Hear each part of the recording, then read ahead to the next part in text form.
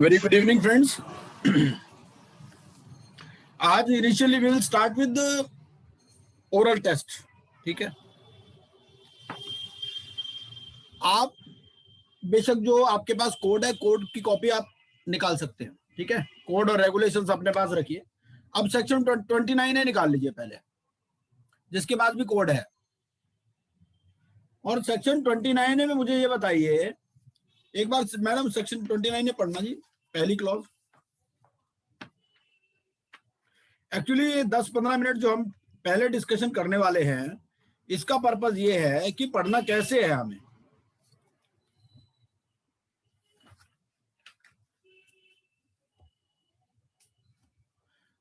तो मैं पढ़ता हूं आपके लिए.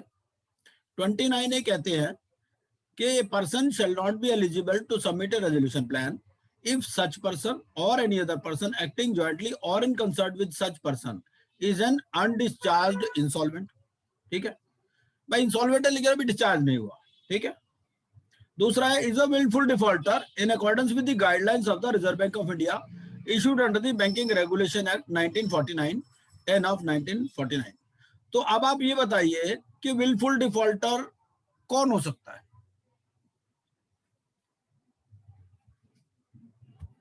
कोई भी बता सकते हैं. मैं ऐसा है सबको अभी अलाउ कर देता हूं अनम्यूट करने के लिए. ठीक है जी, आप सभी अनम्यूट कर सकते हैं अपने को और बताइए कि ये जो विलफुल डिफॉल्टर है कौन होगा. Wilful defaulter who has the capacity to make the payment but knowingly he is not making the payment. Okay, this is one. So first is default despite capacity to honor. Okay, this is one. His but name is but there are 3 conditions more. 3 conditions और हैं. वो कौन सी? His name should be appearing in the RBI willful defaulters list, sir. नहीं, वो तो ठीक है, लेकिन इसके अलावा जो आरबीआई ने कहा है, आरबीआई वो कहता है, आप सेकंड 29 का बी पढ़िए. वो कहता है is a wilful defaulter in accordance with the guidelines of the RBI. तो मैं पूछ रहा हूं कि गाइडलाइंस ऑफ आरबीआई क्या है विलफुल डिफॉल्टर में. उन्होंने 4 कंडीशंस बता रखे हैं आरबीआई, क्योंकि इस पे सवाल पूछ सकता है आपसे वो. तो वो 4 कंडीशंस मैं आपको बता देता हूं. पहली कंडीशन है default despite capacity to honour, मतलब मोटा मोटा मैंने बना दी समरी. दूसरा है डाइवर्जन ऑफ फंड्स, कि उसने फंड्स लिए और उसको कहीं डाइवर्ट कर दिया. Third, siphoning of funds. और चौथा है डिस्पोज्ड ऑफ या removed the movable fixed assets और इमूवेबल प्रॉपर्टी. तो ये 4 कंडीशंस हैं जो कि विलफुल डिफॉल्टर के लिए हैं. ठीक है जी.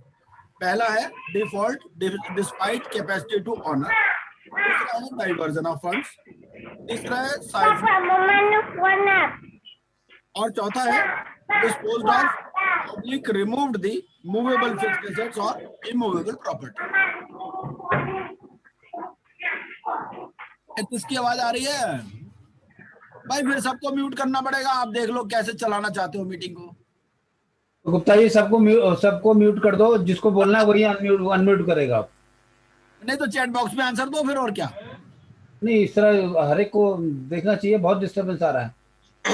तो देखिए ऐसा है, ये 4 कंडीशंस थे. ठीक है, पहला हमने क्वेश्चन देखा. ये अभी जो 10 मिनट हम डिस्कशन करेंगे, इसका बेसिक पर्पस यही है कि भाई हमें ध्यान से पढ़ना है. कोई क्वेश्चन इस पे पूछ सकता है. वो ये पूछ सकता है कि which of the following is not a wilful defaulter as per section 29 है. वो नेगेटिवली वर्डेड भी कर सकता है. ठीक है ना. तो ये 4 कंडीशंस हैं. पहला है default despite capacity to honour. दूसरा है, क्योंकि ये तो हमें सबको मालूम ही है, पहला तो पता ही है कि भाई पैसे है लेकिन दे नहीं रहा. ठीक है, लेकिन 3 कंडीशंस और है. एक तो डाइवर्जन ऑफ फंड्स है, एक साइफनिंग ऑफ फंड्स है, और चौथा है disposed of public removed the movable fixed assets और इमूवेबल प्रॉपर्टी. अच्छा, दूसरा क्वेश्चन पूछते हैं. सेक्शन 29A सही है. उसमें कहता है कि कैटेगरीज ऑफ एनपीएस. ठीक है, अब ये वाला जो पॉइंट है आपका, ये पॉइंट आ रहा है सी से. ठीक है, 29A सब सेक्शन सी. तो 29A सब सेक्शन सी में कहता है नॉन परफॉर्मिंग एसेट्स की बात करता है. ठीक है जी. तो ये नॉन परफॉर्मिंग एसेट्स की कौन कौन सी कैटेगरीज होती है, कोई बता सकता है? सर ऑप्शन दे दो। कि हम जो अभी हमने जैसे ये पढ़ लिए सेक्शन 1 to 35, तो सेक्शन 1 to 35 में हमसे कोई भी क्वेश्चन पूछ ले हमें आना चाहिए। कैटेगरीज है सर सब स्टैंडर्ड। एनपीए में एनपीए तो वो होता है जिसका account more than 90 days he has not paid his interest portion also. तो पहले पहले अरुण सिन्हा जी तो खैर बैंक कर रहे हैं, इनको तो ज्यादा पता होगा। अरुण सिन्हा जी आप अभी रहने दीजिए, पहले इनको बताने दीजिए। राजलक्ष्मी जी लिखती हैं स्टैंडर्ड, सब standard and doubtful. Madam standard कोई एनपीए थोड़ी होता है, स्टैंडर्ड एनपीए नहीं होता। सब स्टैंडर्ड इज एनपीए। यस, इसमें 3 कैटेगरीज होती हैं, एक होती है सब स्टैंडर्ड, एक होती है डाउटफुल, तीसरी होती है लॉस एसेट। ठीक है जी। अब ये जो सब स्टैंडर्ड है, सब स्टैंडर्ड क्या होता है कोई बता सकता है? अरुण जी आपको तो मालूम है, आप मत बोलिएगा। अरुण जी रिटायर्ड बैंकर हैं एसबीआई से, तो पहले दूसरों को बोलने देते हैं। तो सब स्टैंडर्ड कौन से होते हैं? लेस देन स्टैंडर्ड सर वही है, वो 90 days तक अगर उसने पेमेंट नहीं करी। नहीं, सब स्टैंडर्ड में जो है, सब स्टैंडर्ड में क्या आता है? एनपीए तो सारे होते हैं। सब स्टैंडर्ड में लेस देन और इक्वल टू डैश मंथ्स, कितने मंथ्स होते हैं? 3 months। 3 months। सब स्टैंडर्ड में यस 3 months। और डाउटफुल में? डाउटफुल में मेरे को तो लग रहा है 3 मंथ्स भी आप गलती बता रहे हैं, बट चलिए आप एक बार दोबारा पढ़ लीजिएगा इसको। I think it's 1 year, then 1 to 3 years, and more than 3 years. Yes, बिल्कुल ठीक है जी। तो सब स्टैंडर्ड है लेस देन और इक्वल टू 12 months, और डाउटफुल है रिमेन्ड इन सब standard category for 12 months। 12 months। ठीक है जी। और लॉस एसेट क्या है? Loss More asset than 3 years। It is identified by the bank और इंटरनल और एक्सटर्नल ऑडिटर और RBI inspection, but the amount has not been written off wholly. तो this is the definition, precise definition. मतलब हमें इस तरह से इतना केयरफुली पढ़ना है चीजों को। ठीक है जी। अच्छा, इसी पे 29A पे एक और सवाल है इम्प्रिजनमेंट से रिलेटेड। ठीक है, इम्प्रिजनमेंट में कौन सा पॉइंट आता है आपका? 29A में आता है, वो आता है ना भाई 2 years 7 years। D sir, D has been convicted for any offense punishable with imprisonment। ठीक है जी। हाँ, तो डी में मेरा सवाल क्या है? मेरा सवाल ये है कि the person convicted may not get imprisonment for 2 years or more, but the essential condition is that he must have been convicted for an offense which is punishable with imprisonment for 2 years or more। देखिए दोनों बातों में फर्क है। पहली बात तो ये कि कोई ऐसा ऑफेंस, ऐसे ऑफेंस के लिए उसका कन्विक्शन हुआ है which is punishable with imprisonment for 2 years और मोर, लेकिन उसका एक्चुअल इतना हुआ या नहीं हुआ ये कोई जरूरी नहीं है। हो सकता है उसको एक्चुअल सजा 1 साल की हुई हो, लेकिन जो अगर पनिशेबल विद 2 years है तो इस पर भी सवाल आ सकता है कि भाई उसको एक्चुअल पनिशमेंट 1 साल की हुई, लेकिन वो ये वाला सेक्शन है जिसमें punishable with more than 2 years है, 2 years और मोर है, तो क्या एनपीए में आएगा नहीं आएगा? ये चीज मतलब we have to read between the lines. Ineligible होगा, वो इनएलिजिबल होगा सर। वो क्या? तो regarding imprisonment, the person convicted may not get imprisonment for the specified period, but the essential condition is that he must have been convicted for an offense which is punishable with imprisonment for specified period। तो इस तरह से आपको पढ़ना है। बिल्कुल ठीक है, बिल्कुल ठीक है। अगला देखते हैं। अगला आप चलिए सेक्शन 1 पे। Yes sir. तो सेक्शन 1 में आप मुझे ये बताइए कि एप्लीकेबिलिटी और एनफोर्समेंट में क्या फर्क है?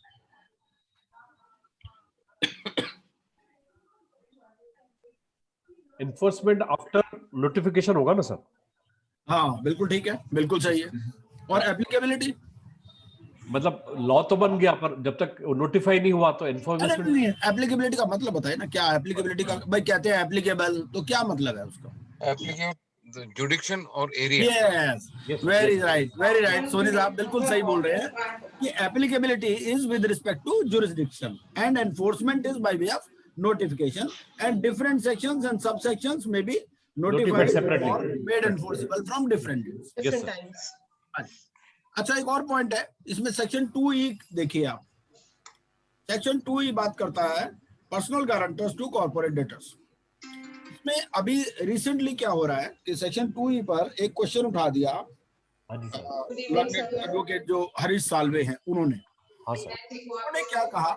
उन्होंने, वो अनिल अंबानी वाला केस था, उसमें ये कहा कि you can not specify the subject matter as regards which the section comes into force. उन्होंने कहा कि भाई आप सेक्शन की एनफोर्सेबिलिटी तो लगा सकते हो, ठीक है, लेकिन आप सेक्शन में सब्जेक्ट मैटर नहीं स्पेसिफाई कर सकते, तो भाई वो तो पिक एंड चूज हो जाएगा। क्योंकि इसमें क्या कहा गया, जो सेंटर का नोटिफिकेशन आया 15 नवंबर का, उसमें क्या कहा गया कि it brought into effect certain provisions of part 3 of the IBC, that is insolvency and bankruptcy for individuals and partnership firms. ठीक है, उसमें ये कहा कि भाई पार्ट 3 जो है सिर्फ as regards personal guarantors to corporate debtors enforceable रहेगा, बाकी पार्ट अभी नहीं एनफोर्स किया। तो इसमें ये क्वेश्चन उठाया गया कि भाई इस तरह से आप पिक एंड चूज नहीं कर सकते, आप पूरा सेक्शन या पूरा पार्ट या पूरा चैप्टर आप एनफोर्स कीजिए। ऐसा नहीं कि भाई आप कह दो इस पार्ट में से ये चीज एप्लीकेबल होगी। तो इसको भी आप एक बार दोबारा से देख लीजिए। आगे चलते हैं, एलएलपी पर कुछ सवाल पूछते हैं आपसे। सेक्शन जैसे एप्लीकेबिलिटी ऑफ आईबी, आपको तो ये तो मालूम ही है कि एलएलपी पर भी आईबीसी लगता है, ठीक है ना जी। ये तो हमने इसका पर पढ़ लिया, कौन से सेक्शन में बताता है कि एलएलपी पर लगेगा, शुरू में ही है, सेक्शन 4 में है सर। नहीं हाँ जी, 2 से भी पहले है, 3 से भी पहले है जी। कोड आपके सामने होगा, सेक्शन 2 में है सर। सेक्शन 2 में ही है, सेक्शन 2 पार्ट सेक्शन 2C। तो अब बात इसमें ये है कि भाई जैसे मैं ना आपको एलएलपी की कंडीशंस बता देता हूँ कि एलएलपी भी हमारे कोर्स में है। तो section 64 of LLP it specifies circumstances, जैसे कंपनी कब वाइंड अप हो सकती है, ऐसे ही एलएलपी कब वाइंड अप हो सकती है, उसकी भी कुछ कंडीशंस है। क्या क्या कंडीशन है इसमें ना, इन्होंने 6 कंडीशन दे रखी है। मैं पढ़ देता हूं आपके लिए, क्वेश्चन ये नहीं है हमारा कि क्या क्या कंडीशन है। पहली कंडीशन ये है कि LLP decides that LLP be wound up. ठीक है, जैसे कंपनी वाले डिसाइड करते हैं कि भाई कंपनी की वाइंडिंग अप करनी है, ऐसे एलएलपी भी खुद डिसाइड कर सकती है भाई इसकी वाइंडिंग अप कर दो। ठीक है, वॉलंटरी। हाँ यस। दूसरा पॉइंट क्या है कि number of partners is reduced below 2 for a period of more than कितने मंथ्स, 6 मंथ। ये 6 मंथ्स, बिल्कुल ठीक है जी। और तीसरा ये है कि LLP is unable to pay its dates. ठीक है, तो ये जो पॉइंट था, ये पॉइंट एलएलपी से निकाल लिया गया और इसको यहां डाल दिया गया आईबीसी। ठीक है, चौथा पॉइंट क्या है, LLP acted against the interest of sovereignty and integrity of India. पांचवा है LLP made a default in filing statement of account and solvency और annual return for any dash consecutive financial years. कितने consecutive financial? 5 सही है जी, 5। और छठा है कि tribunal is of the opinion that it is just and equitable for the LLP to be bound. ठीक है, तो ये 6 कंडीशन है। ये 6 कंडीशन हमारा सवाल नहीं है, हमारा पॉइंट है पॉइंट नंबर 3 पे कि LLP is unable to pay its dates. तो unable to pay its dates वाला ये आपको मालूम ही है कि सारे एक्ट्स में अमेंडमेंट हुआ और आईबी जो इंसॉल्वेंसी से रिलेटेड जो भी प्रोविजन थे वो निकाल करके आईबीसी में डाल दिए गए। ठीक है, ये तो हमें मालूम ही है।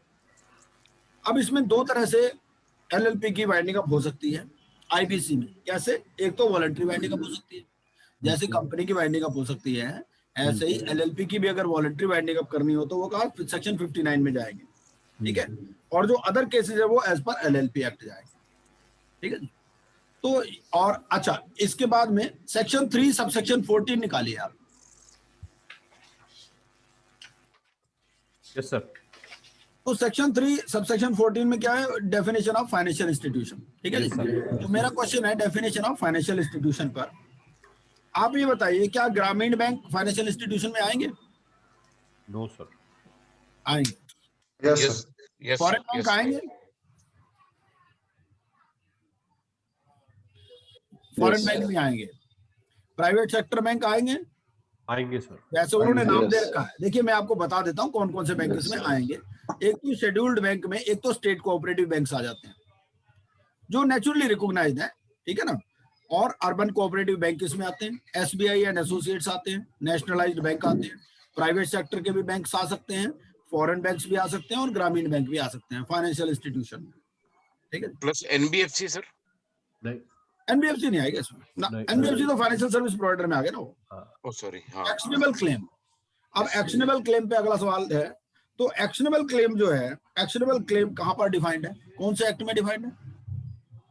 एक्शनेबल क्लेम्स, ये GST में तो है sir. Sale of goods act, है? सेल ऑफ गुड्स नहीं, contract act. Transfer of property है। टीपीए में होगा या सेल ऑफ गुड्स GST और इनकम टैक्स दोनों में है सर. ट्रांसफर ऑफ प्रॉपर्टी में है जी। हाँ, ट्रांसफर Sorry, टीपीए में होगा। exactly. अच्छा चलो, अब इसमें अगर मान लीजिए एक आदमी ने, मैं चलो इसका क्वेश्चन पूछता हूँ क्या है इसमें।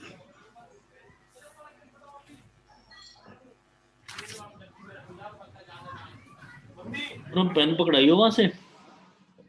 अच्छा सेक्शन 21 पे चलते हैं, चलो इसको ना आप डिटेल में पढ़ना, इस पे क्वेश्चन बाद में पूछेंगे एक्शनेबल क्लेम पे। एक्शनेबल क्लेम में क्या है कि ना बहुत सारी चीजें हैं कि कौन सा राइट है, बेसिकली ये राइट की बात है, और अगर राइट भी क्रिस्टलाइज नहीं हुआ तो एक्शनेबल क्लेम भी नहीं बनता। सेक्शन 21 में आते हैं रेगुलेशन 8A। सेक्शन 21 खोल लीजिए आप। Yes sir. तो वो शोर मचा रखा है नीलम, इतना क्यों शोर मचा रखा है यार?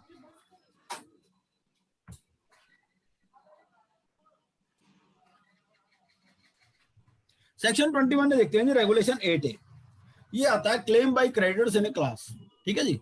तो उस claim by creditors in a class में वो क्या कहता है सेक्शन 28 में, वो ये कहता है कि भाई पुराने वाले में वाउचर्स पता है, कुछ याद है कहाँ रखे हैं? आपको ये तो मालूम ही है कि भाई इसमें जो फॉर्म कौन सा भरा जाता है क्रेडिटर्स इन ए क्लास के लिए, फॉर्म सीए जो छोटा वाला अभी वाला बैग है उसमें कुछ पड़े होंगे ना, तो देखो उसमें क्या पड़ा है।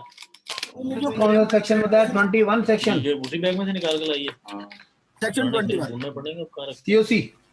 तो सेक्शन 21 में रेगुलेशन 8A क्या कहता है, वो ये कहता है कि claim by creditors in a class, इसका फॉर्म है फॉर्म सीए, ठीक है। ये तो सब बात पूछने वाली नहीं है, लेकिन फॉर्म सीए अगर हम पढ़ते हैं तो फॉर्म सीए में कहता है कि भाई अदर रेलेवेंट डॉक्यूमेंट्स, भाई जो claim by creditors in a class होगा वो वहां पर ये फॉर्म सीए, ये बेसिकली उसकी बात कर रहा है, इसकी जो रियल एस्टेट अलॉटी है उसकी।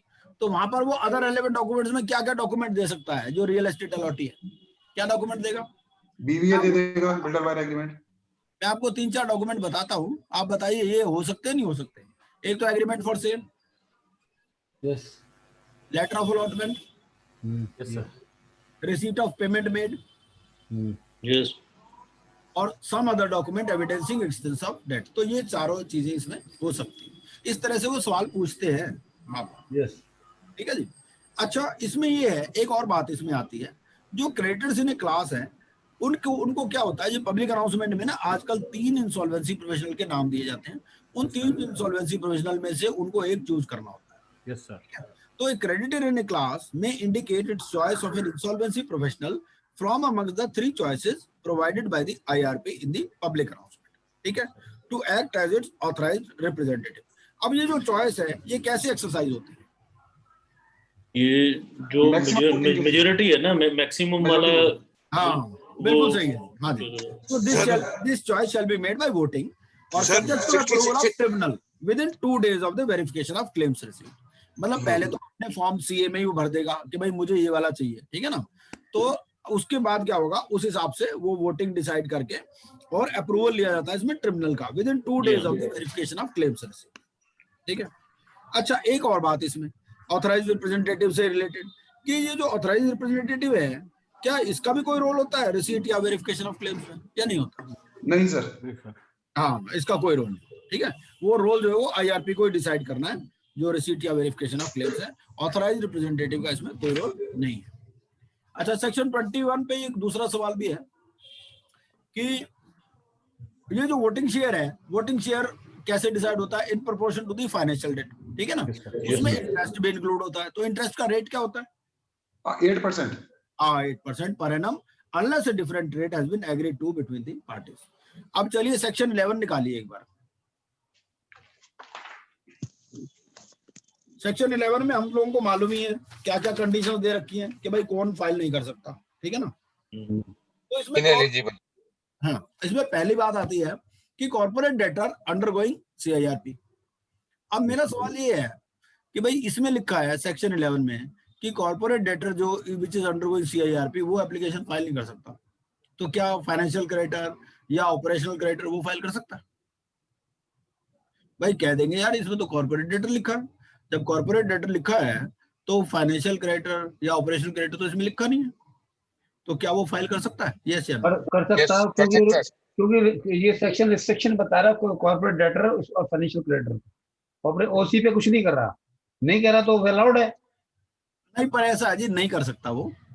क्योंकि इसमें ये है कि इसको जब पूरी आप पढ़ेंगे, पूरा इसका जो लॉजिक है, रीजनिंग है, स्टेटमेंट ऑफ ऑब्जेक्ट्स है, BLRC से शुरू करेंगे सारी बातें, तो उसमें ये कहा गया कि भाई ऐसा है, अगर ऐसा ही करने लग गए फिर तो कभी CIRP एंड ही नहीं होगी ना भाई। एक CIRP चल रही है ऑलरेडी, फिर दोबारा किसी ने फाइल कर दिया, तिबारा कर दिया, ऐसे चलती रहेगी। नहीं कर सकता फिर, नहीं कर सकता। तो not only the corporate debtor but financial creditor, operational creditor, they also can not file application. ठीक है सर, उसमें एक कंडीशन भी है ना कि 1 साल के हाँ, 12 महीने 1 ईयर का कंडीशन भी है ना। उस पे भी आएंगे। ठीक है जी।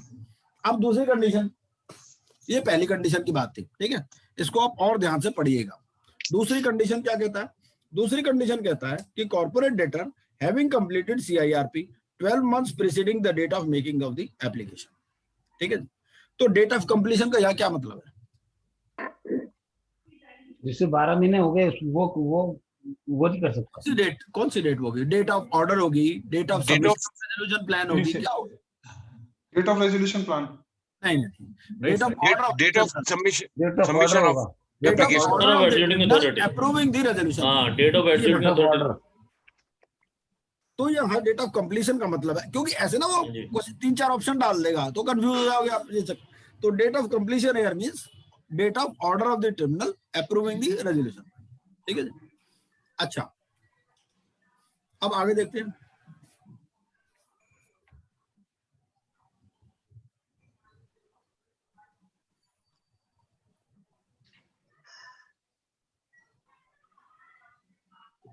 लेकिन जो जैसा हमने पहले पढ़ा था उसमें क्या लिखा था कि कॉर्पोरेट डेटर अंडरगोइंग CIRP। ठीक है ना। मैंने ये पूछा था कि क्या फाइनेंशियल क्रेडिटर या ऑपरेशनल क्रेडिटर फाइल कर सकते हैं, तो उसमें चौहान साहब बोल रहे थे कर सकते हैं। चौहान साहब भी कुछ हद तक सही थे। वो इसलिए कि फाइनेंशियल क्रेडिटर्स और जो ऑपरेशनल क्रेडिटर्स है they are not barred from filing application.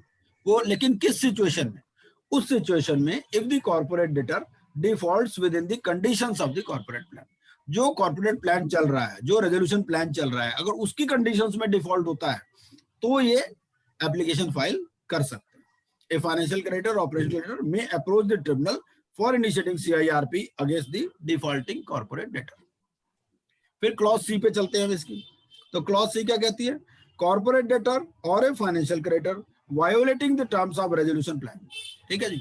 इसमें वायोलेशन का क्या मतलब है? रेजोल्यूशन प्लान कंप्लीट नहीं होने दिया सर। नहीं, वो तो ठीक है, वो तो है ही। एज रिगार्ड्स कॉर्पोरेट डेटर क्या वायोलेशन कर सकता है? कॉर्पोरेट डेटर क्या वायोलेशन कर सकता है इसमें? एक तो कर सकता है कि भाई फाइनेंशियल इम्प्रूडेंस। ठीक है। एक ये है he is not sticking to the payment plan. एक ये है कि he is preferring a creditor over the other. इसमें इंस्टेंसेस दे रखे हैं। एक इसमें दे रखा है he is indulging in conflict of interest transactions. एक है डाइवर्जन ऑफ फंड्स, एक है मिस एप्रोप्रिएशन। तो इस टाइप की वायोलेशन वो कर सकता है। मतलब इंस्टेंसेस पूछ लेगा ना आपसे वायोलेशन की। वायोलेशन तो लिखा ही हुआ है वहां पर। वो जो ऑप्शन देगा आपको उसमें 3-4 तरह की वायोलेशन दे देगा कि which is not a violation as per ये सेक्शन 11C ऐसे करके। अच्छा, आगे देखते हैं। Violation as regards financial creditor, इसका क्या मतलब हो सकता है? इसका मतलब ये हो सकता है कि not providing the required funds. कई बार क्या होता है, फाइनेंशियल क्रेडिटर्स को कुछ फंड्स प्रोवाइड करने होते हैं, तो अगर वो फंड्स प्रोवाइड नहीं कर रहा या ही is not providing the funds in time, तो ये फाइनेंशियल क्रेडिटर भी वायोलेशन हो सकती है। फिर क्लॉज D की बात आती है कि क्लॉज D कहता है कि corporate debtor in respect of whom a liquidation order has been made. तो ये लिक्विडेशन ऑर्डर का क्या मतलब है? Liquidation order pass by executive authority. Sir, liquidation order means CIRC की एप्लीकेशन या उसका कोई डिफॉल्ट या कोई जो एजुकेटिंग अथॉरिटी है उसकी एप्लीकेशन एक्सेप्ट नहीं करती है, अप्रूव नहीं करती है। डिफॉल्ट CIRC का प्रोसेस अडॉप्ट हुआ ही नहीं, इसका मतलब तो finally it will be termed into the liquidation. उसके बाद का जो प्रोसेस है, आई थिंक सो हमने वही यूज किया था। आपके उस वाले बैग में चेक कर लेते हैं। कौन सा बैग में? चलिए ठीक है। अब आगे से आगे इसका एक मिनट और देख लेता हूँ मैं, और कुछ क्वेश्चन डाल रखेंगे। ऐसे ऐसे ना बीच बीच में हम आपसे क्वेश्चन पूछते रहेंगे ताकि आपकी अंडरस्टैंडिंग करेक्ट है कि नहीं ये पता चलता रहेगा। आज मुझे ज्यादा टाइम नहीं मिल पाया, मैं थोड़े बहुत ही सवाल बना पाया, लेकिन आपको सवाल ऐसे ही आएंगे बाउंसर एग्जाम में। अब आइए अपना शुरू करते हैं, ठीक है जी। तो अब आप देख लीजिए किस तरह से आपको पढ़ना है। आपको बिल्कुल एक एक शब्द को ध्यान से पढ़ना है और उसके आगे भी जाना है, बियॉन्ड भी। उसमें सोचना है कि इस वर्ड का क्या मतलब है, इस टर्म का क्या मतलब है।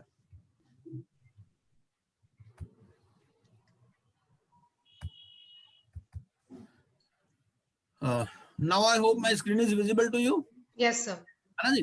तो अब इसमें आ रहे हैं जी आपके सेक्शन 36 पर थे हम, 35 तक हमने कल कर लिए थे, ठीक है जी। तो इसमें सेक्शन 36 का कहता है कि liquidator shall prepare liquidation estate comprising of all the liquidation assets, ठीक है। उसमें नेचुरली सिंपल है क्या इंक्लूडेड है और क्या इंक्लूडेड नहीं है। भाई जो उसके एसेट्स हैं कॉर्पोरेट डेटर के वो उसमें इंक्लूडेड है, चाहे वो उसके पोजीशन में है या नहीं है, ठीक है। लेकिन जो पर्सनल एसेट्स हैं किसी शेयर होल्डर के या पार्टनर के वो इंक्लूडेड नहीं है। कोई इंडियन या फॉरेन सब्सिडरी के एसेट्स उसमें इंक्लूडेड नहीं है। और अगर उसके पास कोई आए हुए assets in security collateral held by financial service provider वो भी उसमें इंक्लूडेड नहीं है, ठीक है। या assets which are held on behalf of third party, ठीक है, तो वो इंक्लूडेड इसमें नहीं है। इट्स वेरी सिंपल डेफिनेशन, कोई खास बात इसमें नहीं है। आगे देखते हैं सेक्शन 37 क्या कहता है।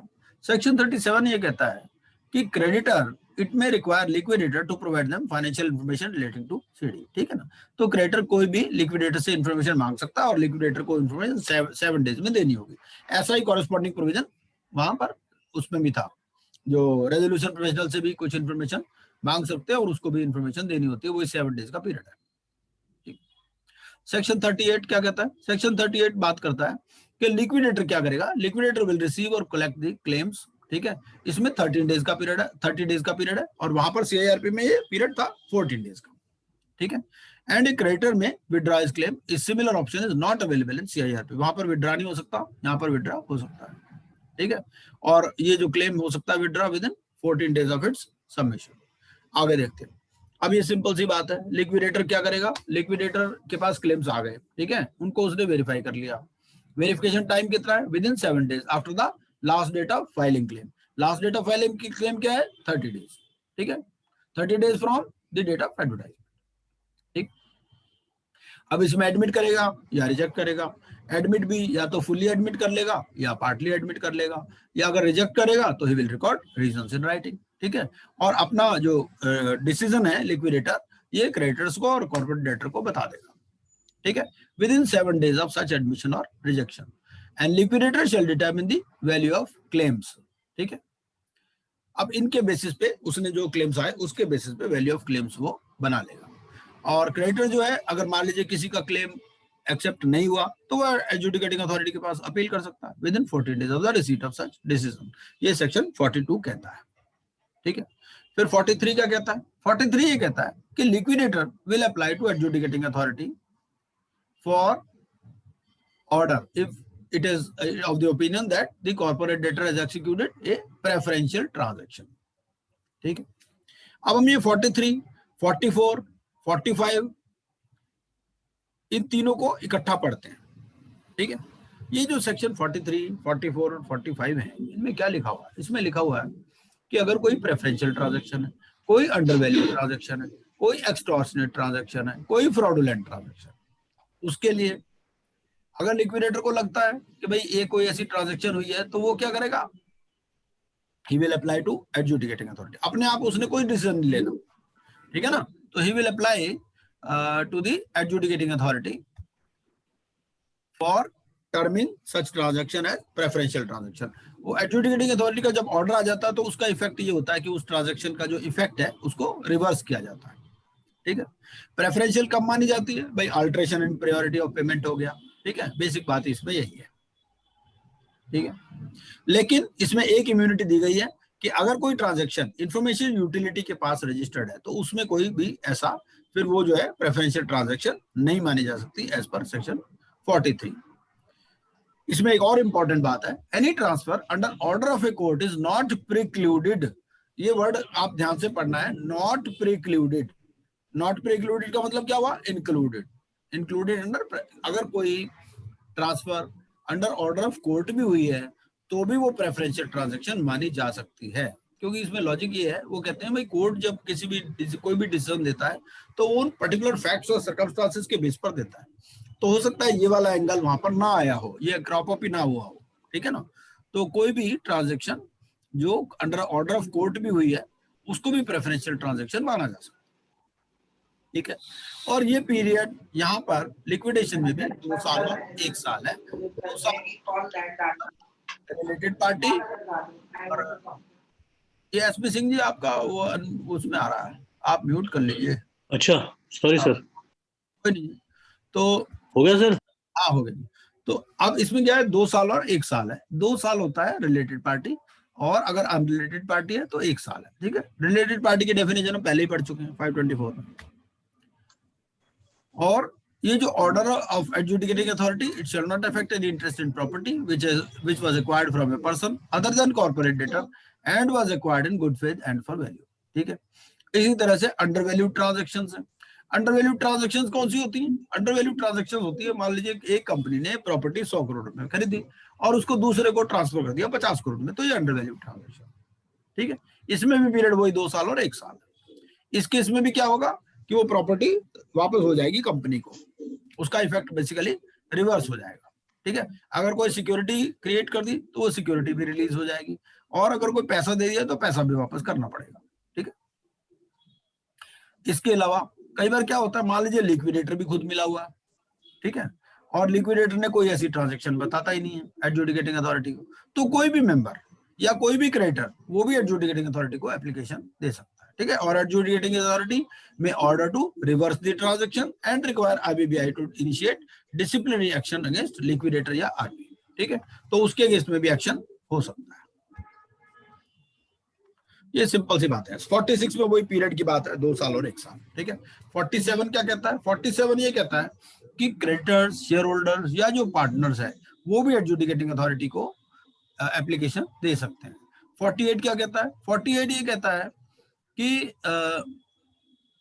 इसमें जो भी ट्रांजैक्शंस अगर ऐसी हो जाएंगी, प्रेफरेंशियल, अंडरवैल्यूड, एक्सटॉर्शनेट या एक्सटॉर्शनेट, तो उनका इफेक्ट रिवर्स हो जाएगा, ठीक है। और 49 क्या कहता है? 49 ये कहता है transactions undertaken to with the intention of putting the assets of the corporate debtor beyond the reach of or otherwise prejudicing the interest of a person who is making or making a claim, इसमें कोई time limit नहीं है। कई बार क्या होता है कि ना डाइवर्जन ऑफ प्रॉपर्टी हो जाता है। भाई ऐसा है, कंपनी के पास पहले तो पैसे थे ही किसी टाइम में, ठीक है ना, मान लो उसने 500 करोड़ का बैंक से फाइनेंस लिया था, आज की डेट में उसके पास कोई एसेट ही नहीं है, तो वो देखते हैं ट्रांजेक्शन को, भाई कैसे कैसे ट्रांजेक्शन हुई, क्या क्या हुआ, ठीक है।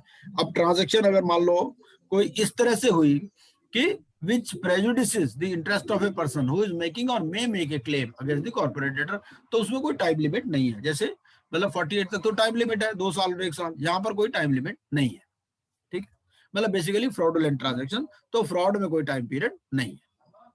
फिर 50 और 51 क्या कहता है? 50 एक्सटॉर्शनेट की बात करता है। एक्सटॉर्शनेट क्या है कि जिसकी टर्म्स एंड कंडीशंस अनरीजनेबल है ना, कोई भी प्रूडेंट पर्सन को वो अनरीजनेबल लग सकती है। एक्सटॉर्शनेट मतलब रेट ऑफ इंटरेस्ट बहुत ज्यादा हो गया है ना, या टाइम पीरियड बहुत ज्यादा दे दिया, इस तरह से। फिर 51 क्या करेगा? 51 भी ये कहता है कि लिक्विडेटर या जो आरपी है will make an application to adjudicating authority, है ना, और वो ऑर्डर करेगी टू रिस्टोर, सेट असाइड या मॉडिफाई द टर्म्स, ठीक है। फिर 52 में एक बात आती है कि जो सिक्योर्ड क्रेडिटर है, सिक्योर्ड क्रेडिटर के पास 2 ऑप्शन रहती है। सिक्योर्ड क्रेडिटर में मालूम है कौन है? सिक्योर्ड क्रेडिटर कौन है? वो जिसके पास प्रॉपर्टी है, ठीक है। भाई उसने बैंक से लोन ले रखा है और अपनी प्रॉपर्टी वहां पर है, तो अब ये बैंकर की पोजीशन, बैंक के हिसाब से, तो जो सिक्योर्ड क्रेडिटर है, सिक्योर्ड क्रेडिटर क्या करेगा? अपना इंटरेस्ट को रिलिंक्विश भी कर सकता है। भाई उसके बाद 2 ऑप्शन है, या तो उस इंटरेस्ट को एक्सरसाइज कर ले, उसने लोन दे रखा था, अब कंपनी चली गई आईबीसी में, ठीक है, उसके पास तो प्रॉपर्टी है ही, उसके पास मॉर्गेज डीड है या हाइपोथेकेशन डीड है, जो कुछ भी है उसके पास डॉक्यूमेंटेशन है, ठीक है, उसके नाम में है, तो वो या तो उस ऑप्शन को एक्सरसाइज कर ले, ठीक है, या फिर वो अपना इंटरेस्ट जो है वो रिलिंक्विश कर दे। और इसकी जब सिक्योर्ड है तो उसको जरूरत होने की, जब सिक्योर्ड है तो उसमें उसको सीओसी में इंक्लूड होने की जरूरत ही नहीं है। नहीं नहीं नहीं, जरूरत तो नहीं है, लेकिन ऐसा है कि अगर वो रिलिंक्विश करता है अपना सिक्योरिटी इंटरेस्ट तो लिक्विडेटर को इन्फॉर्म करेगा। कई बार क्या होता है, वो जो सिक्योरिटी है ना वो इनएडिक्वेट होती है, मतलब वहां पर जो प्रॉपर्टी है उसके पास उसने लेना 100 करोड़, है ना। अब 100 करोड़ के अगेंस्ट में जो प्रॉपर्टी है ना उसके पास, वो उसकी वैल्यू मान लो 20 ही करोड़ है। वो सोच रहा है मुझे बेच के भी क्या मिल जाएगा, ठीक है ना, तो मैं इनके साथ ही शामिल हो जाता हूँ। वो क्या करता है, अपना सिक्योरिटी इंटरेस्ट को रिलिंक्विश कर देता है और लिक्विडेटर को बता देता है। वो जो भी एक्शन लेना चाहता है वही वो 2 ही एक्शन ले सकता है, या तो अपना इंटरेस्ट रिलिंक्विश करेगा या उसको रियलाइज करेगा, ठीक है। अगर वो रियलाइज करेगा कहे भाई ऐसा है मेरे पास तो प्रॉपर्टी पड़ी है मैं तो इसको बेचूंगा, ठीक है, तो भी बताएगा लिक्विडेटर को, ठीक है। और अगर रिलिंक्विश करेगा तो भी बताएगा, ठीक है। Where amount is realised in excess, अगर उसको ज्यादा पैसे मिल गए तो नेचुरली वो सरप्लस उसको वापस कर देगा, ठीक है। और इसमें जो इंसॉल्वेंसी रेजोल्यूशन प्रोसेस कॉस्ट है it shall be deducted from realisation. Where secured assets are not adequate to, मान लो उसने प्रॉपर्टी बेच भी ली अपनी फिर भी उसका पूरा नहीं हुआ, ठीक है। उसने 100 करोड़ का लोन ले रखा था, उसके बाद जो प्रॉपर्टी थी वो थी 200 की, बिकी 80 में, तो 80 में बिकी तो 20 उसका और रहेगा ना बाकी। तो जो अनपेड है वो क्या होगा, वो it shall be paid as per distribution of assets, ठीक है, वो अनसिक्योर्ड में शामिल हो जाता है बाकी वाला अमाउंट। भाई लेना तो उसको पूरा ही है ना, ये चीज है। सेक्शन 53 क्या कहता है, सेक्शन 53 वाटरफॉल मैकेनिज्म की बात करता है कि अगर लिक्विडेशन हो जाएगा तो कैसे कैसे लोगों को पैसे मिलेंगे, ठीक है। इस केस में जो इंसॉल्वेंसी रेजोल्यूशन कॉस्ट है या जो लिक्विडेशन कॉस्ट है ये सबसे पहले पेमेंट होती है। उसके बाद में वर्कमैन के ड्यूज 24 मंथ्स। वर्कमैन की डेफिनेशन भी दे रखी है कि वर्कमैन वो है जो as per industrial disputes act में जो डेफिनेशन दे रखी है उसके हिसाब से जो वर्कमैन है वो यहाँ पर आ जाता है, ठीक है। तो वर्कमैन के dues 24 months preceding the liquidation commencement date or debts owed to secured creditors who have relinquished their security। 2 तरह के सिक्योर्ड हो गए ना, एक तो वो जिन्होंने खुद एक्सरसाइज कर ली, एक दूसरे जिन्होंने रिलिंक्विश कर दी। तो जिन्होंने अपनी सिक्योरिटी रिलिंक्विश कर दी उनको यहाँ प्रायोरिटी मिल जाती है 53 में, ठीक है। ये दोनों का पेरी पैसिव डिस्ट्रीब्यूशन होगा, ठीक है। तीसरे नंबर पर आएंगे वेजेस, मतलब वर्कमैन और एम्प्लॉयज में फर्क है। यहाँ पर है वेजेस ओड टू एम्प्लॉयज, ठीक है। इनके लिए 12 महीने हैं, 12 महीने प्रीसीडिंग द लिक्विडेशन। जैसे वर्कमैन के लिए 24 मंथ्स है, इनका 12 मंथ्स है। फिर उसके बाद में चौथे नंबर पर आते हैं financial debts owed to unsecured creditors. 5वें नंबर पे आते हैं गवर्नमेंट के ड्यूज, ठीक है, गवर्नमेंट के, और debts owed to secured creditors for amount unpaid after realising security, वो यहाँ पर आगे 5वें नंबर पे।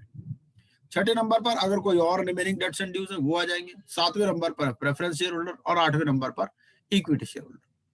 जो फीस पेबल टू लिक्विडेटर है वो प्रोपोर्शनेटली काट ली जाती है, क्योंकि कई बार क्या होता है कि सारी प्रॉपर्टी इकट्ठी तो बिकेगी नहीं ना, तो जैसे जैसे चीजें बिकती रहती हैं उस हिसाब से इन सबको डिस्ट्रीब्यूशन होता रहता है, ठीक है। सर एक मेरा क्वेश्चन है, हाँ जी, जो CIRP के जो एक्सपेंसेस हैं, हाँ, उसकी पेमेंट लिक्विडेट होने के बाद, रियलाइजेशन होने के बाद, एसेट्स के रियलाइजेशन होने के बाद तभी मिलती है या उसको पहले मिलती है? देखिए ऐसा है, ये ना सबसे, ये तो उसको सबसे पहले मिलनी है, डिपेंड करेगा कि भाई कई बार क्या होता है, अगर फंड्स के ऊपर है ना, फंड्स कहाँ पर आएंगे, जैसे जैसे फंड्स आएंगे सब होता रहेगा ये, ऐसा है ना। इसमें 2-3 तरह से होती है पेमेंट। एक तो कई बार क्या होता है कि वो पर मंथ फीस डिसाइड कर देते हैं कि भाई पर मंथ आपकी फीस इतनी होगी, तो जैसे जैसे पैसे आते रहेंगे देते रहेंगे इनको। सर कोई इफ यू डोंट माइंड कोई मेरे को लाइव एग्जांपल बता सकते हैं? एग्जाम्पल मैं बता रहा हूँ ना, क्या होता है कि भाई जो IRP RP अपॉइंट होता है वो पहले अपनी फीस बता देता है, भाई मैं तो इतनी फीस लूंगा पर मंथ, ठीक है। अब मान लो उसने फीस बता दी, कंपनी के पास पैसे ही नहीं है तो कहां से देंगे, ठीक है। जब पैसे आएंगे तभी देंगे ना। अब इसमें क्या होता है, अलग अलग तरह से कंपनियां चलती हैं। कुछ कंपनी ऐसे होती हैं जो कि एज ए गोइंग कंसर्न चल रही है, उनका बिजनेस भी चल रहा है, भाई वो IBC में आ गई लेकिन उसका बिजनेस चल रहा है। मान लो एक मॉल की प्रॉपर्टी है, उसमें कोई सिनेमा हॉल चल रहा है, ठीक है ना। तो इस तरह से मतलब चीजें होती है, तो डिपेंड करेगा कि फंड्स कितने हैं। और कई बार बैंकर्स भी दे देते हैं सर, बिकॉज बैंक डिसाइड करता है ना, वो भी पार्टी को डेबिट करते रहते हैं सर। और हाँ, तो वो फाइनेंशियल क्रेडिटर भी इसमें आ जाएंगे ना, फाइनेंशियल आ जाते हैं सर। हाँ जी सर। तो जैसे ही पैसे आएंगे तो मिलेंगे उसको, ये चीज। तो इसका मतलब ये है कि COC से पहले अप्रूवल लेनी पड़ती है कि भाई ये हम ये रेम्युनरेशन फिक्स अप कर रहे हैं। ऐसा है जब COC बन जाती है तो एक तो सीओसी बनने से पहले के खर्चे होते हैं, जो सीओसी बनने से पहले के खर्चे होते हैं वो तो पहली मीटिंग में रेटिफाई कर देते हैं, ठीक है। वो मान भी सकते हैं, नहीं भी मान सकते, कई बार वो कुछ भी नहीं देते, वो कहते हैं भाई हम नहीं कुछ देते, हम तो यहाँ लेने आए हैं तो देने आए हैं, तो एडजुडिकेटिंग अथॉरिटी के पास जाओ लेने है तो, ठीक है। एक तो ये, फिर वो एडजुडिकेटिंग अथॉरिटी जो डिसाइड करेगी, ठीक है। उसके बाद में क्या होता है कि वो उसकी फीस डिसाइड कर देते हैं, फीस वो अपनी कोट करता है कि भाई मैं इतनी फीस लूंगा, ठीक है ना। तो जैसे जैसे पैसे आते रहेंगे, जब भाई बैंक भी तो उसके कंट्रोल में ही है, मान लो है ही नहीं पैसे तो क्या करेगा वो, फिर तो क्या करेगा, कुछ भी नहीं, जब आएंगे तो मिल जाएगा, ऑर्डर ये इस तरह से मिलेगा, बस। और क्वेश्चन, लेकिन सर इसमें जैसे अब ये जो इंसॉल्वेंसी प्रोफेशनल आईपी को जो अपॉइंटमेंट होती है उसका क्राइटेरिया कैसा होता है, कि मतलब जैसे जनरल आजकल अपन लोग करते हैं, क्लाइंट के पास अप्रोच करते हैं, क्लाइंट खुद अपने पास होता है, दोनों बिल्कुल ठीक है, बिल्कुल ऐसे ही होता है। देखिए ऐसे है, जो फाइनेंशियल क्रेडिटर उसने एप्लीकेशन लगानी है सेक्शन 7 में, कॉर्पोरेट डेट ने एप्लीकेशन लगानी है सेक्शन 10 में, तो वो अपने आप ही ढूंढते हैं इंसॉल्वेंसी प्रोफेशनल, उनकी अपनी चॉइस है, जिसको मर्जी अपॉइंट कर लें। और अगर ऑपरेशनल क्रेडिटर ने नाम नहीं दिया हुआ तो एनसीएलटी अपॉइंट कर देती है अपने आप से, दोनों तरह से चलता है। मतलब तो एनसीएलटी एम्प्लॉयमेंट अपनी करके रखती होगी आईपीएस का, आईबीबीआई का पैनल है, आईबीबीआई अपना पैनल एनसीएलटी से शेयर करके रखती है, एनसीएलटी अपने नाम ही अलॉट कर देती है ऐसे। राइट, कई बार क्या होता है, हर एक के पास 2 केस से ऊपर नहीं हो सकते, they have put some kind of, उसमें क्या है आजकल ना एएफए लेना पड़ता है, ऑथराइजेशन फॉर असाइनमेंट। Yes, ये ऑथराइजेशन फॉर असाइनमेंट आपको इंसॉल्वेंसी प्रोफेशनल एजेंसी से लेना पड़ता है। Yes. वो जो है वो ऐसा भी नहीं है कि 2 से ज्यादा नहीं हो सकते, हो भी सकते हैं, लेकिन वो नॉर्मली वो देखते हैं कि कितना कॉम्प्लेक्सिटी ऑफ केस है, उस हिसाब से वो देते हैं। तो ऑथराइजेशन फॉर असाइनमेंट में क्या होता है कि आपको इंसॉल्वेंसी प्रोफेशनल एजेंसी को एक पहले आपको एक एएफए लेना पड़ता है उनसे। वो क्या होता है, मान लो बैंक का भी कोई टेंडर निकला, उसमें भी आपको अप्लाई करना, तो वहां पर भी एएफए लगाना पड़ता है, इस तरह से ये चीज है। तो ऑथराइजेशन अल्टीमेटली चेन बिजनेस है ये भी, कि जैसे क्लाइंट ढूंढो या क्लाइंट कोई रेफर करे आपके लिए, तो नेचुरल है, वो तो नेचुरल है भाई, freedom of trade and expression तो है ना, फ्रीडम ऑफ ट्रेड तो है, हमारा आर्टिकल ऑफ कॉन्स्टिट्यूशन ही कहता है ना, तो वो तो है ही, नेचुरल कनेक्टिविटी का ही बिजनेस है सारा। चलिए बाकी क्वेश्चन हम लास्ट में ले लेंगे, आगे चलते हैं जी, थैंक यू। सेक्शन 54, सेक्शन 54 क्या कहता है कि लिक्विडेटर आफ्टर लिक्विड, देखो ये सारा हलवा बढ़ चुका है 53 में, ठीक है। तो 54 में क्या कहता है, liquidator after liquidating complete all assets, ये एप्लीकेशन भेज देगा उसको एडजुडिकेटिंग अथॉरिटी को कि भाई डिसॉल्व कर दी जाए, ठीक है। और जो कॉपी ऑफ एडजुडिकेटिंग अथॉरिटी है, ये shall be forwarded to the authority with which corporate debtor is registered within 7 days of such order, ठीक है। तो ये 7 days जो है, इस पे क्वेश्चन पूछा जा सकता है कितने डेज में, तो जहां पर भी डेज है, जहां पर भी अमाउंट है, कहां पर इम्प्रिजनमेंट है, फाइन है, उस पर सवाल आते हैं, ठीक है। और लिक्विडेशन प्रोसेस क्या है कि अब इसमें तो ये 54 यहां तक तो हो गया लिक्विडेशन, ठीक है जी। लिक्विडेशन के बाद में आपका डिसोल्यूशन भी हो गया। अब इसमें इंडिपेंडेंस की बात आती है कि भाई जो आईपी है, he can be a liquidator if he और every partner director of insolvency professional entity के बारे में पहले ही मैंने आपको बता दिया था कि भाई आप 2 तरह से प्रैक्टिस कर सकते हो, आप एज एन इंडिविजुअल भी प्रैक्टिस कर सकते हो, अपनी जो प्रैक्टिस है सीए वाली वो तो कर ही सकते हो, है ना। उसके अलावा मान लीजिए आपने सोनी एंड कंपनी बना रखी है, इसके अलावा आप आरके सोनी इंसॉल्वेंसी प्रोफेशनल इस नाम से अलग से एक लेटर हेड बनाओगे, अपना रजिस्ट्रेशन जो आपका आईबीबीआई के साथ है उसकी कॉपी लगा के बैंक अकाउंट खोल लोगे, और उस बैंक अकाउंट में अलग से वो ट्रांजेक्शन सारी आएंगी, ठीक है। जितने भी पैसे आएंगे 0.25% आपको उनको भी देना है, आईपीए को भी, ठीक है। जो इतने भी फीस आपके रिसीव हुई उसका पूरा हिसाब देना पड़ता है।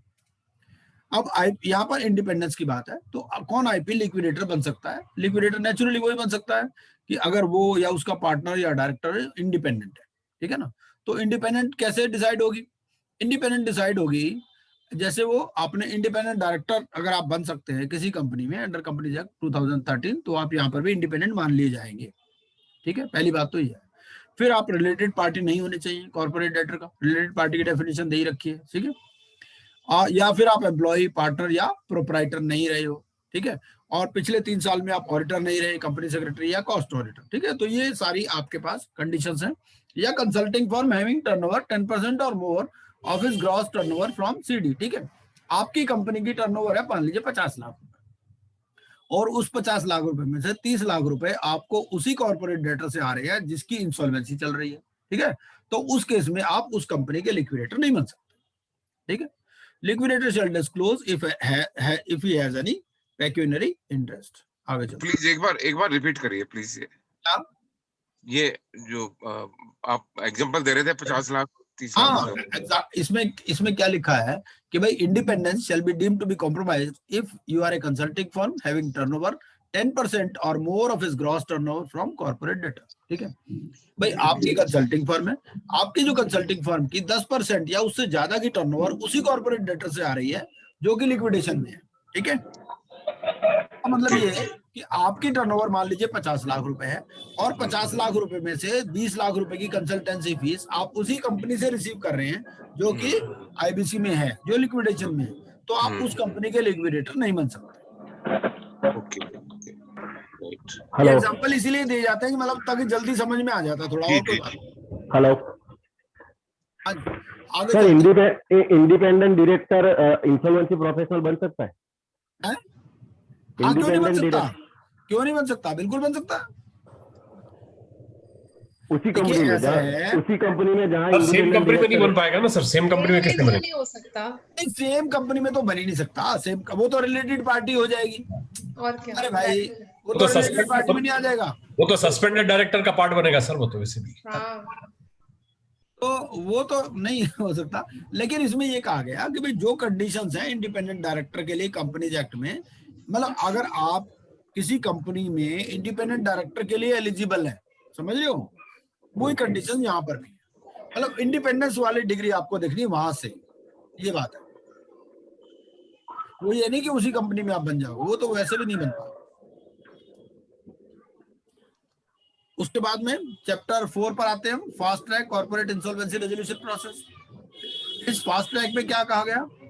फास्ट ट्रैक में ये कहा गया कि जो कॉर्पोरेट डेटर्स हैं जिनके एसेट्स या income below a specified level है, ठीक है, with such class of creditors as और such amount as may be specified या such other categories as may be specified. अभी वैसे फास्ट ट्रैक में कोई आया नहीं है, ठीक है।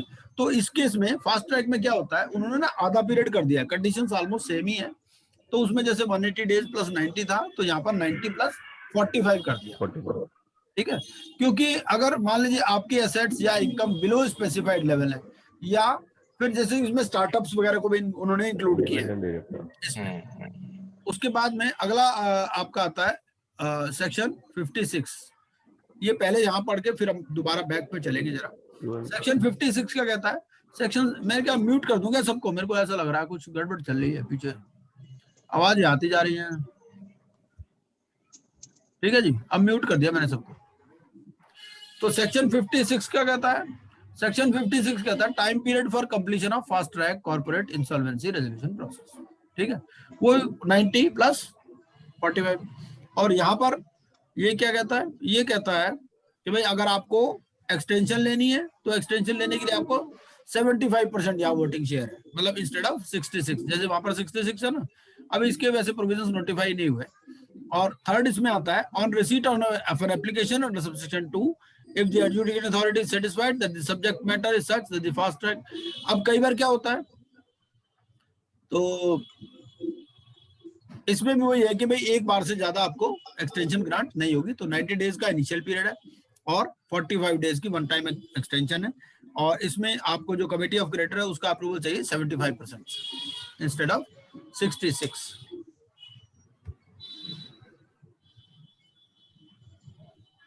Manner of initiating fast track corporate insolvency resolution process.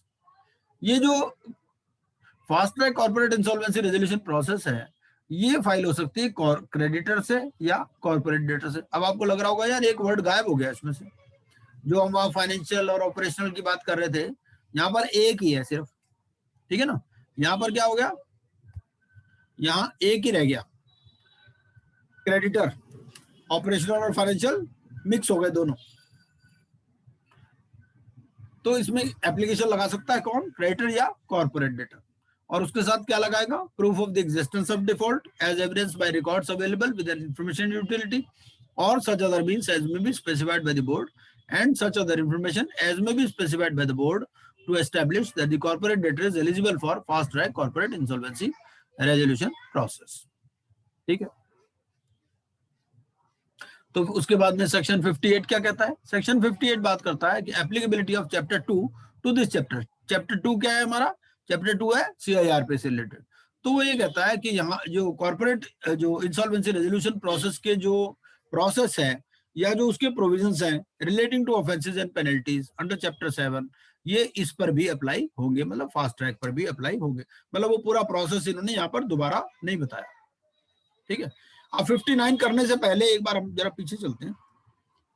59 फिर वॉलंटरी लिक्विडेशन है।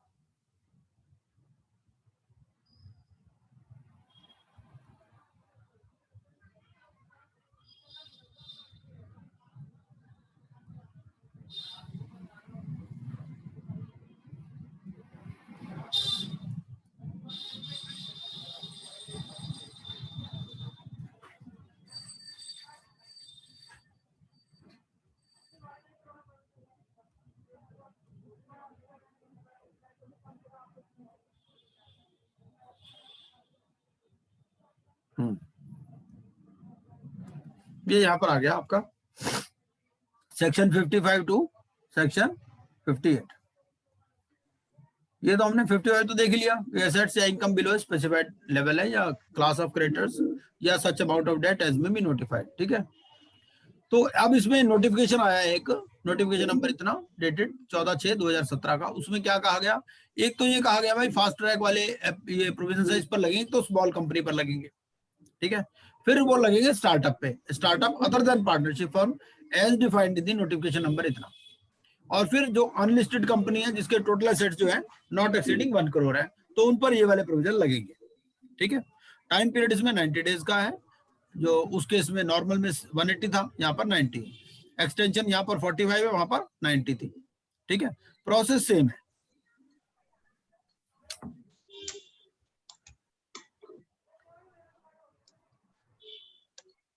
अच्छा, अब आगे चलते हैं, हम चलते हैं वॉलंटरी लिक्विडेशन पे, थोड़ा सा वो देख लेते हैं कि वॉलंटरी लिक्विडेशन क्या कहता है।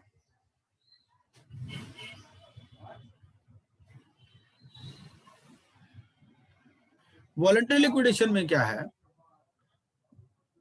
इसमें देखिए, इसमें और सेक्शन 10 में फर्क क्या है। सेक्शन 10 में तो होता है कॉर्पोरेट डेटर खुद अपनी एप्लीकेशन फाइल कर सकता है अगर डिफॉल्ट हुआ है तो। ठीक है, और यहाँ पर क्या है, यहाँ पर कंपनी सॉल्वेंट है, ठीक है ना, तो भी इसमें आ सकती, इसमें दोनों आ जाएंगी, LLP भी आ जाएगी, LLP वाला जो हमने क्वेश्चन देखा आज सुबह, और कंपनी भी आ जाएगी। ठीक है, तो corporate debtor may initiate if it is not committed any default. तो अगर इसमें पहली कंडीशन क्या है कि डिफॉल्ट नहीं होना चाहिए। ठीक है, तो डिफॉल्ट नहीं है तो सेक्शन 59 में आओगे, डिफॉल्ट है तो सेक्शन 10 में आओगे।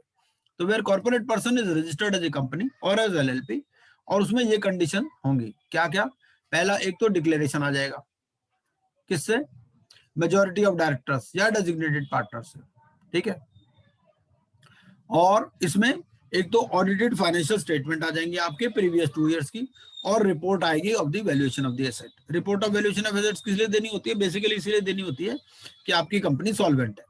आपको ये एफिडेविट देना पड़ेगा कि this company is not being liquidated to defraud any person. ठीक है, and you have made full inquiry into the affairs of the company and company has either no debt और is able to pay its debts in full. ठीक है, तो company solvent है और हम कोई फ्रॉड नहीं कर रहे इसको बंद करके।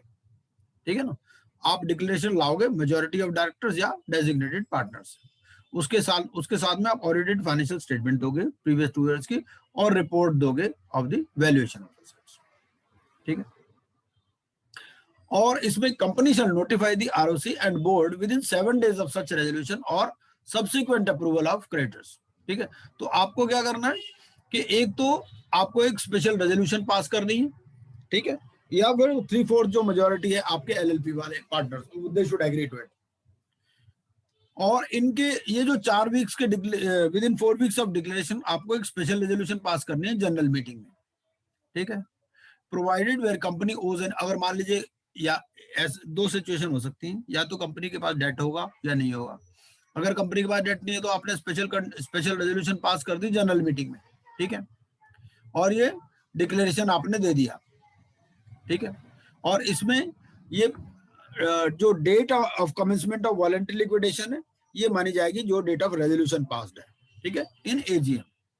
ठीक है, और अगर कंपनी के पास कोई डेट भी है तो आपको जो क्रेडिटर्स हैं रिप्रेजेंटिंग 2/3 इन वैल्यू, वो उनसे भी अप्रूव करानी पड़ेगी special resolution with in 7 days of such resolution. जो आपकी स्पेशल रेजोल्यूशन थी उसके अलावा जो 2/3 क्रेडिटर्स है वो भी एक स्पेशल रेजोल्यूशन में अप्रूव करेंगे इस प्रपोजल को, वॉलंटरी लिक्विडेशन को। ठीक है, और जब ये लिक्विडेशन कंप्लीट हो जाएगा तो एडजुडिकेटिंग अथॉरिटी को आप डिसोल्यूशन के लिए अप्लाई कर दोगे। इसमें जो लिक्विडेटर है वो भी खुद ही अपॉइंट करोगे आप, जैसे वहां पर एडजुडिकेटिंग अथॉरिटी अपॉइंट करती है ना, यहाँ पर क्या है, यहाँ पर आपका खुद ही है, वॉलंटरी लिक्विडेशन आप कर रहे हो, आप सॉल्वेंट कंपनी हो, कोई दिक्कत नहीं है। और within 14 days from such order it will forward the copy where corporate person is registered. 1 minute Surya साहब, अभी देखते हैं, इसको थोड़ा सा कंप्लीट कर ले, उसके बाद में फिर क्वेश्चन आंसर करते हैं। सेक्शन 60 क्या कहता है, ये बहुत ही आसान है, इसमें बस 2-4 ही रह गए।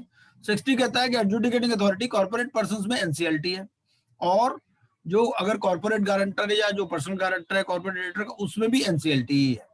61 कहता है कि अपीलेट अथॉरिटी अगर एनसीएलटी की किसी ऑर्डर से कोई भी पर्सन एग्रीव्ड है तो वो एनसीएलटी में अपील करेगा, national company law appellate tribunal. 62 supreme court की बात करता है कि एनसीएलटी के ऑर्डर के अगेंस्ट में अपील होगी सुप्रीम कोर्ट में। 63 कहता है कि सिविल कोर्ट की कोई जुरिडिक्शन नहीं है। 64 ये कहता है कि एनसीएलटी और जो एनसीएलटी है they will also adhere to the time limits, लेकिन जितनी भी टाइम लिमिट्स हैं वो सारी डायरेक्टरी है, कोई भी टाइम लिमिट मैंडेटरी नहीं है। एक्सपीडिशियस सेटलमेंट करेंगे and if there is any delay they will record reasons for such delay. ठीक है, और जो प्रेसिडेंट है एनसीएलटी का और जो चेयरपर्सन है एनसीएलटी का, उसके पास दे में extend the period by 10 days, उनके पास स्पेशल पावर है 10 दिन एक्सटेंड करने की। यहाँ पर जैसे हमारे इंस्टीट्यूट में है, हमारे इंस्टीट्यूट में क्या है कि प्रेसिडेंट बड़ा होता है, ठीक है ना, और चेयरमैन छोटा होता है। यहाँ पर उल्टा है, यहाँ पर एनसीएलटी में प्रेसिडेंट है और एनसीएलटी में चेयरपर्सन है, इसको इस तरह से याद कर सकते हैं। फिर सेक्शन 65 क्या कहता है, 65 से आगे जो भी सेक्शन है वो सारे पेनल्टी के हैं। सेक्शन 65 में क्या कहता है, फ्रॉडुलेंट या मैलिशियस इनिशिएशन ऑफ सीआईआरपी है या लिक्विडेशन है या वॉलंटरी लिक्विडेशन है तो उसमें पेनल्टी है 1 लाख to 1 crore। 66 क्या कहता है, 66 कहता है कि अगर कोई फ्रॉडुलेंट ट्रेडिंग है या कोई रॉन्गफुल ट्रेडिंग है तो on the application of the resolution provisional adjudicating authority may direct the person liable for fraudulent transaction to make contribution to assets। ठीक है, 67 ये कहता है अगर कोई चार्ज क्रिएट हो गया, कोई मॉर्गेज हो गया, कोई लायबिलिटी उसको बियर करनी पड़ेगी जिसने ये ट्रांजैक्शन की है। 66 में अमेंडमेंट आ गया, क्या अमेंडमेंट आया, in section 66 of the principal act after subsection 2 the following subsection shall be inserted, notwithstanding anything contained no application shall be filed by resolution provisional under subsection 2 in respect of such default against which initiation of CIRP is suspended as per section 10A। ठीक है, ये suspended क्या है, suspended है due to Covid. ठीक है ना, तो कोविड की वजह से हमें मालूम ही है कि भाई पहले उन्होंने 6 महीने के लिए एक्सटेंड किया था, फिर उसको और 6 महीने एक्सटेंड कर दिया। ठीक है, तो ये उसकी बात कर रहा है यहाँ पर। 68 बात करता है punishment for concealment of property. ठीक है, within 12 months preceding the insolvency commencement date or at any time after the insolvency commencement date। इसमें इम्प्रिजनमेंट है 3 साल से 5 साल तक की, या फाइन है 1 लाख रुपए से 1 करोड़, या दोनों भी हो सकते हैं।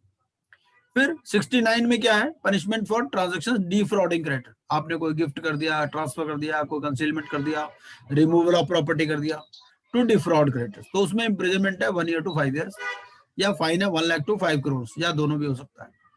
और इसमें it is no punishment if act was committed 5 years before the insolvency commencement date, क्योंकि पीछे जाने की भी तो लिमिट है ना, कहां तक जा सकते हैं। ठीक है, फिर उसके बाद में सेक्शन 70, ये सारे बेसिकली पनिशमेंट के सेक्शन है, ये आप देख सकते हैं। 74 में आपको बता देता हूँ सेक्शन, ये थोड़ा सा इंपॉर्टेंट है, सब में यही है पनिशमेंट किस किस चीज में क्या है, ये आपको याद ही करने पड़ेंगे। 74 में क्या है, punishment for contravention of moratorium और द रेजोल्यूशन प्लान। अगर आपने मोरेटोरियम का कॉन्ट्रावेंशन कर दिया या रेजोल्यूशन प्लान का, तो उस केस में क्या है कि किसने कॉन्ट्रावेंशन किया इसके ऊपर बेस्ड है। ठीक है, अगर कॉर्पोरेट डेटर या उसके किसी ऑफिसर ने कॉन्ट्रावेंशन किया तो उन पे 3 साल से 5 साल तक की सजा है, या 1 लाख रुपए से 3 लाख रुपए तक का फाइन है, या दोनों। फिर अगर आपने कॉन्ट्रावेंशन किया मोरेटोरियम बाय क्रेडिटर्स, तो क्रेडिटर्स के केस में क्या है 1 year to 5 years की सजा है, या 1 लाख to 1 crore का फाइन है, या दोनों। Contravention of resolution plan by officers और क्रेडिटर्स, ठीक है, तो उस केस में 1 year to 5 years की सजा है, या 1 लाख to 1 crore का, या दोनों। अगर कोई आपने फॉल्स इन्फॉर्मेशन दी है एप्लीकेशन में, अगर आपने 7 की एप्लीकेशन लगाई, उसमें कोई फॉल्स इन्फॉर्मेशन दे दी, 1 लाख रुपए से 1 करोड़ रुपए तक फाइन, ठीक है। अगर आपने, जैसे हमें मालूम नहीं है कि सेक्शन 9 की एप्लीकेशन के लिए आपको देना पड़ता है कि भाई कोई हमारा डिस्प्यूट नहीं है, ठीक है। अगर कोई डिस्प्यूट था और आपने नहीं बताया, ठीक है, तो उस केस में 1 साल तक से 5 साल तक की सजा, 1 लाख रुपए से 1 करोड़ रुपए तक का फाइन या तो।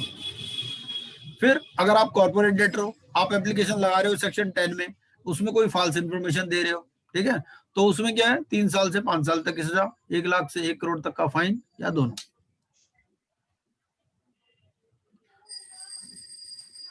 ये फिर ऑफेंसेस वगैरह के चार्ट ना, ये मैंने अलग से चार्ट बना दिया आपके लिए, तो इसमें क्या है, आप इनको याद कर सकते हो यहाँ पर आराम से, ठीक है जी। एक कंपैरिजन चार्ट भी बना दिया कि रेजोल्यूशन प्रोफेशनल और लिक्विडेटर के बीच में कि उसकी क्या ड्यूटीज और पावर्स होती है और लिक्विडेटर की क्या होती है, तो इसको आप देख लेंगे तो आपको आराम से समझ में आ जाएगा, ठीक है जी। आप पूछिए सोनी जी, क्या पूछ रहे थे आप? सर, मेरा एक क्वेश्चन था, अभी हम फास्ट ट्रैक की बात